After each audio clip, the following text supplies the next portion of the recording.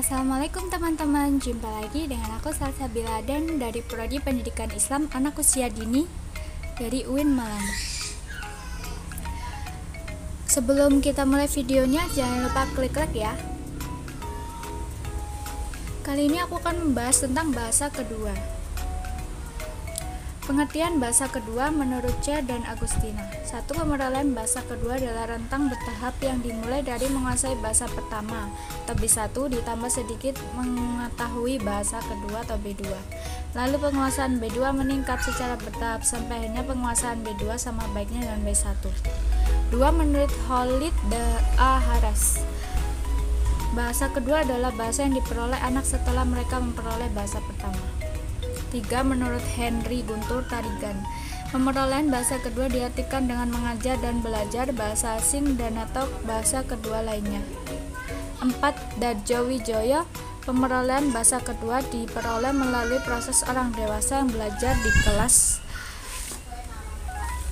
adalah pembelajaran secara formal diperbandingkan dengan bahasa permata secara alamiah. Next, faktor-faktor yang mempengaruhi penguasaan bahasa kedua.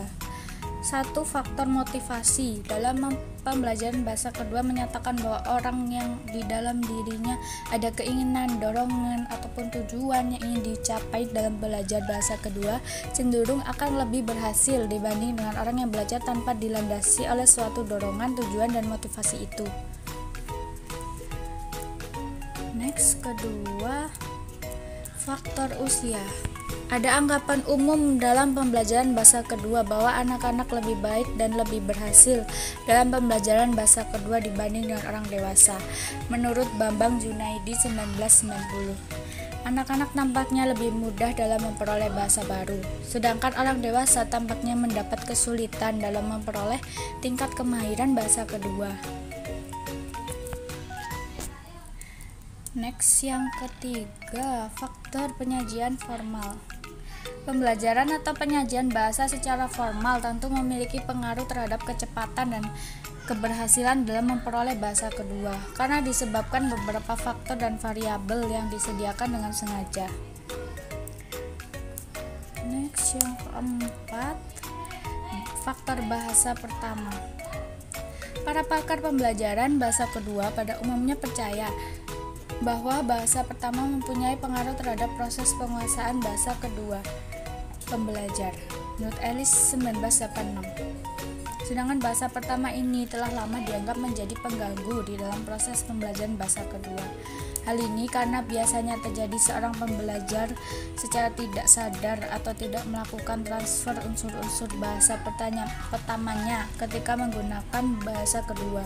Menurut Dulay dan kawan-kawan 1982, akibatnya terjadilah yang disebut intervensi ahli kode, campur kode, atau juga kehilafan atau error. Next, 5 faktor lingkungan.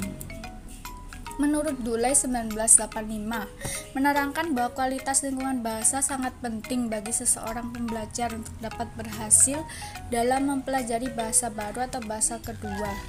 Yang dimaksud dengan lingkungan bahasa adalah segala hal yang didengar dan dilihat oleh pembelajar sehubungan bahasa kedua yang sedang dipelajari.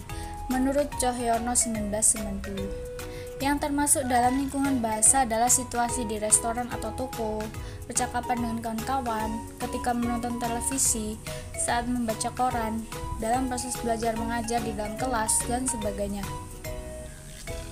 Dalam hal ini, Krasen 1981 membagi lingkungan bahasa atas 2 hal, yaitu 1. Pengaruh lingkungan formal. Lingkungan formal adalah salah satu lingkungan dalam belajar yang memfokuskan pada penguasaan kaidah-kaidah bahasa yang sedang dipelajari secara sadar. Menurut Dulay 1985, Ellis 1986. Kedua, pengaruh lingkungan informal. Lingkungan informal bersifat alami atau natural, tidak dibuat-buat. Yang termasuk lingkungan informal antara lain bahasa yang digunakan kawan-kawan sebaya, bahasa pengasuh atau orang tua, bahasa yang digunakan anggota kelompok etnis pembelajar, yang digunakan media massa, bahasa para guru baik di kelas maupun di luar kelas. Next, Strategi kemampuan bahasa kedua. Strategi belajar bahasa yaitu tindakan khusus yang dilakukan oleh pembelajar untuk mempermudah, mempercepat, lebih menikmati, lebih mudah memahami secara langsung, lebih efektif dan lebih mudah ditransfer ke dalam situasi yang baru. Oxford 1992. Macam-macam strategi kemampuan bahasa kedua. A. Strategi langsung. Strategi yang melibatkan secara langsung sasaran bahasa terhadap pembelajar. Semua strategi langsung memerlukan proses mental, tetapi proses dan tujuannya berbeda-beda. Strategi langsung digunakan oleh pembelajar untuk mengatasi masalah kebahasaannya melalui sentuhan langsung dengan materi kebahasaan yang ada. B. Strategi secara tidak langsung. Strategi untuk pengaturan belajar bahasa secara umum. Jika strategi secara langsung memiliki hubungan langsung dengan pemecahan problema kebahasaan, strategi tak langsung tidak ibarat peran direktur permainan. Strategi tak langsung memerankan berbagai fungsi sebagai tuan rumah, memfokuskan, mengorganisasi, menimbang, mengecek, mengoreksi, menumbuhkan percaya diri, dan menghibur para pelaku. Demikian pula meyakinkan agar para aktor atau strategi langsung dapat bekerja sama dengan para aktor lain dalam permainan atau penyelesaian tugas B2. Sekian. Terima kasih sudah menonton. Assalamualaikum warahmatullahi wabarakatuh.